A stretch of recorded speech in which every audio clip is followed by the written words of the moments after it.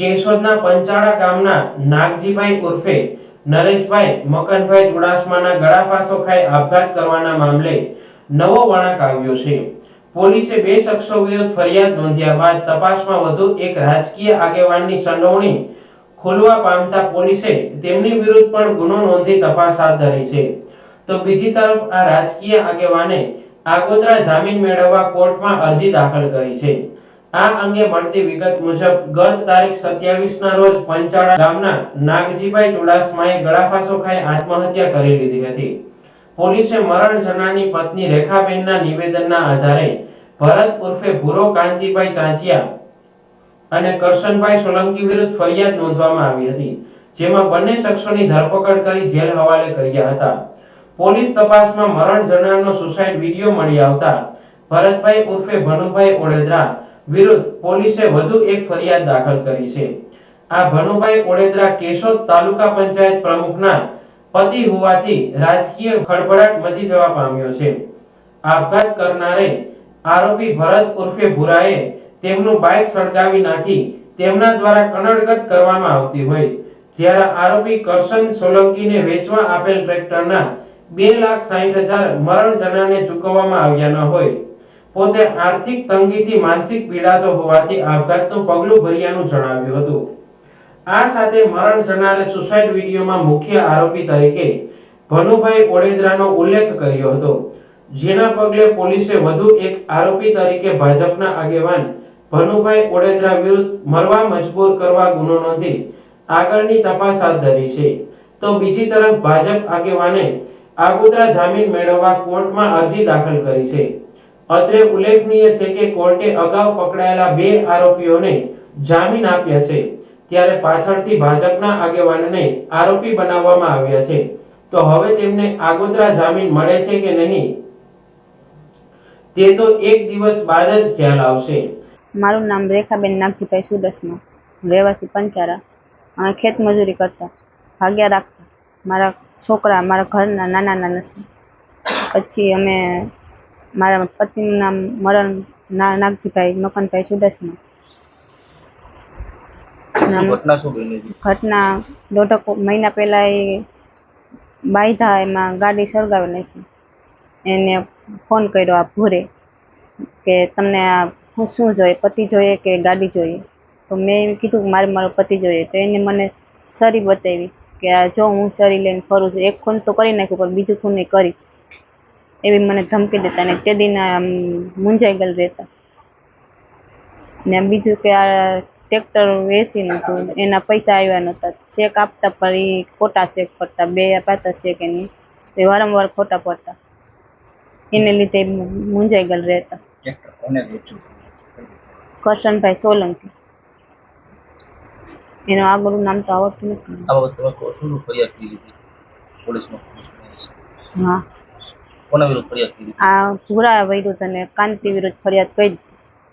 ભૂરા વિરુદ્ધ અને આ સોલંકી કરશનભાઈ વિરુદ્ધ, એના વિરુદ્ધ ફરિયાદ કરી હતી। બીજા આગળનું નામ તો અમને ખબર નથી કે કોણ હતું। અને મોબાઈલ ખોલ્યો પછી અમે એના ઉપર પોલીસે ફરિયાદ કરી કે આમ કે એનું નામ લીધું નહોતું કે એનું નામ શું છે? નવી ફરિયાદ થઈ છે ભનાભાઈ ઓડેદરા। એનો શું હોલ છે આમાં? કે આગલા કે ફરિયાદમાં એને ભાભીને બાંધ્યા હતા ને તો મારા પતિને ગયા હતા, એમાં એનું નામ લખી ગયેલું હતું। એમાં એ માથાકૂટમાં ગયા હતા ત્યાં ઓલાને ઘરે કે કંઈ હતું નહીં પણ એનું ખોટું નામ એને રાખ્યું હતું, એમાં એ ખાલી તારીખોમાં જતા। તમારે કેટલા બાળકો છે? મારા 2 બાળકો છે।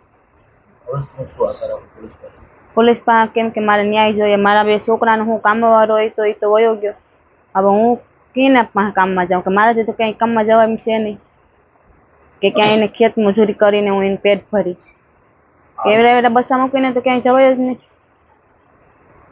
તંત્ર કે ન્યાય જોઈએ મારે। આરોપી છે આરોપી એ છૂટી ગયો 2-3 દિવસમાં। અગાઉ કોઈ ઓલાનું અમારા ઘરે આવી ગયો હતો, છૂટીને સીધો અમારા ઘરે જ આવ્યો હતો। તો અમારે શું કરવું? અમે બાયું એકલ્યું જ હોય, તો અમારે એને બીને રહેવું કે ઓલાનું ઘરે ઓલું કરવું? હા, અગાઉ એની એક મર્ડર કરેલ છે, મર્ડર કરીને છૂટીને ફરતો, એના રોપથી બધા બીએસ. આ તમારા પતિએ ગળા ફાંસો કર્યો, કઈ રીતનો છે? તમે ક્યાં હતા? હું અહીંયા મારા પિયરે આવી આટો મારવા. પછી એને હું પિયરે આવી આટો મારવા, તો એને એમ કીધું કે તું પિયરે જા, હું તને મૂકી જાઉં એમ કે. પાછળથી આવું કરી. એટલે પછી તમને કેવી રીતે ખબર પડી? મને એનાથી ફોન આવ્યો તો મને તો આમ ખબર નથી, પણ આમ એનો ફોન આવ્યો કાંઈ આવો, તો અમે ત્યાં ગયા. અમને તો કીધું નહોતું. હા. આ ભનુભાઈ ઓરદ્રા છે, તાલુકા પ્રમુખના પતિ છે. એને આ વિડિયા બતાવ્યા તો આ વિડીયો અમે તો નથી બોલતા, પણ આ મોબાઈલ બોલે કે અમને ન્યાય આપો. તો આના વિરુદ્ધ શું કાર્યવાહી કરવાની થાય તંત્રને? તંત્ર અમને ન્યાય આપશે કે નહીં આપે? મારું નામ દેવાજભાઈ માંડાભાઈ ચુડાસમા, ગામ પંચાળા, હાલ ઉપસરપંચ. વિષય કે જે મરનાર નરેશભાઈ નરેશભાઈ ચુડાસમા, એને ગળે ફાંસો ખાધો આજથી 7 દી પહેલાં. ખરેખર એમાં મરનારની વ્યથા એવી છે કે કરશનભાઈ સોલંકી છે ટ્રેક્ટરવાળા, એને ટ્રેક્ટર આપ્યું હતું ને 2,60,000નો એને ચેક આપ્યો હતો. ચેક પણ ખોટો હતો અને બેંકમાં જોવડાવ્યું તો બેલેન્સ નહોતું. તે વારંવાર ઉઘરાણી કરતો તો કરશન કહેતો હતો કે આજ આપું ને કાલ આપું. અને આજથી 1.5 મહિનો પહેલાં ભૂરો કાંતિલાલ ચાચિયા, જેની ગાડી સળગાવી નાખી હતી, જે કંઈ ટાંકાની બાજુમાં મહાદેવ પાન સેન્ટર આવેલ છે એની આગળ, અને ત્યાં ગાડી સળગાવી નાખેલ છે. અને એના ઘરનાને નરેશભાઈએ બોલાવેલ કે ભાઈ તમે અહીં આવો, અને ગયા તો એને છોડાવ્યા કે ભાઈ, અને એને કીધેલ કે ભાઈ તારો પતિ જોઈએ કે તારે મોટરસાઇકલ જોઈએ? તો એ તો સ્વાભાવિક છે કે ભાઈ મોટરસાઇકલ તો કોઈ લઈને મોટરસાઇકલ કે હું હળગાવી નાખવાનો છે. તો એ કે મને મારો પતિ જોઈએ. તો એ બેનને પણ સરી બતાવેલ છે અને કીધેલ કે ભાઈ તો તારા પતિ લઈ જાય, હું મોટરસાઇકલ હળગાવી નાખી. મોટરસાઇકલ સળગાવી નાખ્યા પછી 15 જ મિનિટની કે 20 મિનિટની અંદર પોલીસની ગાડી આવી. ખરેખર તો પોલીસને કેને જાણ કરી ને ગાડી કેને સળગાવી એ માયલું તો પોલીસે કંઈ બતાવ્યું નથી. તો ખરેખર અટાણે બધા કહે કે તમે પોલીસે એમ કહે કે વોટ્સએપ ઉપર નંબર નાખો કોઈ આવા ગુંડા હોય તો. આ ખરેખર પોલીસને નજરે જોઈ ગઈ, PCR આવી હતી ગાડી ને કે આ ગાડી સળગે છે, તો એની કોઈ કાર્યવાહી કરેલ નથી. અને આ પછી તમને કહું કે જે ગળા ફાંસો ખાઈ ગયેલ છે ને એ પછી રેખાબેનને ફરિયાદ કરી તો એને 2ના નામની કરી, કરશન ને ભૂરાના નામની. બરાબર, આ બનાવ બન્યો. તો પછી એ બનાવ બન્યો તો પછી પોલીસો પાછા કેસો જ બોલાવેલ છે કે ભાઈ અમને કીધેલ કે SP સાહેબ આવ્યા, તમે આવો હોય કે.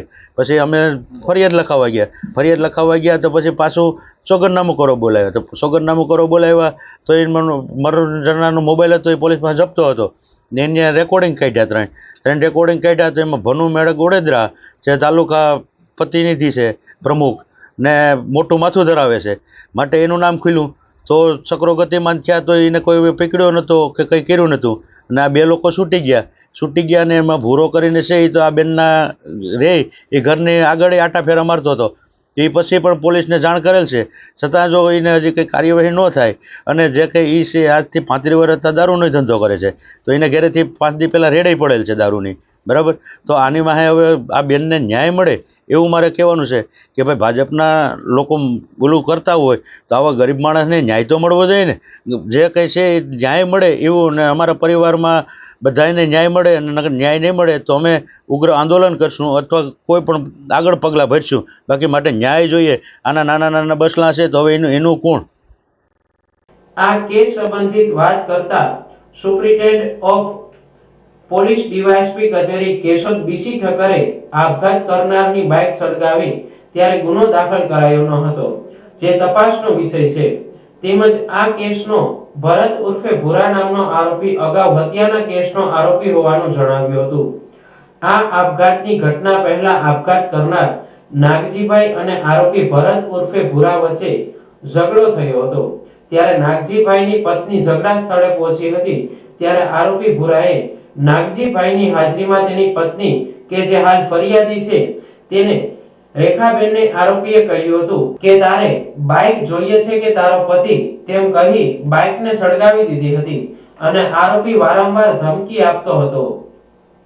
હા, કેશોદ પોલીસ સ્ટેશન ખાતે ગત તારીખ 27ના રોજ એક આપઘાતનો બનાવ જાહેર થયેલો, જેમાં પંચાળા ગામના રહીશ નાગજીભાઈ મકનભાઈ ચુડાસમાએ આપઘાત કરેલો, જેમાં તેઓના પત્ની રેખાબેને આરોપી ભરત ઉર્ફે ભૂરો કાંતિભાઈ ચાંચિયા તેમજ કરશનભાઈ સોલંકી વિરુદ્ધ આપઘાતના દુષ્પરિણામે ફરિયાદ આપેલી, જેની તપાસ કેશોદ પોલીસ સ્ટેશન હાથ ધરી, જેમાં 2 આરોપીને ધરપકડ કરી કાયદેસરની કાર્યવાહી કરેલી છે. જે તપાસ દરમિયાન મૃતકના પત્નીએ વિડીયો પણ રજૂ કરેલા, જે આધારે વધુ એક આરોપી ભરત ઉર્ફે ભાનુભાઈ ઓળેદરા વિરુદ્ધ પણ એનું પણ તપાસમાં નામ ખુલેલું છે અને તેઓની ધરપકડ કરવાની તજવીજ હાથ ધરેલી છે. સમગ્ર ઘટનામાં શું મરવા મજબૂર હતો, શું હતો વિશે? હા, તેઓએ જણાવેલું છે કે અગાઉ જે ભરત ઉર્ફે ભૂરો છે એમણે પેલો બાઇક સળગાવેલું હતું, જેની પણ જે તે વખતે ફરિયાદ કેશોદ પોલીસ સ્ટેશને દાખલ નથી થયેલી, તેની પણ હતું. અને બીજું કરશનભાઈ સોલંકીને એમને ટ્રેક્ટર વેચવા માટે આપેલો હતો, જેના પૈસા તેઓ પરત નથી આપેલા. તે સમગ્ર ઘટનાને કારણે તેઓ આપઘાત કરેલો હતો. સાહેબ, જે આરોપી છે 2 ને એ કંઈ અગાઉ કંઈ ગુનાની ધરપકડ કરી છે કે શું છે? હા, ભરત ઉર્ફે ભૂરો છે એ અગાઉ પેલા મર્ડરના ગુનામાં પણ એની ધરપકડ થયેલી હતી, સંડોવાયેલા હતા.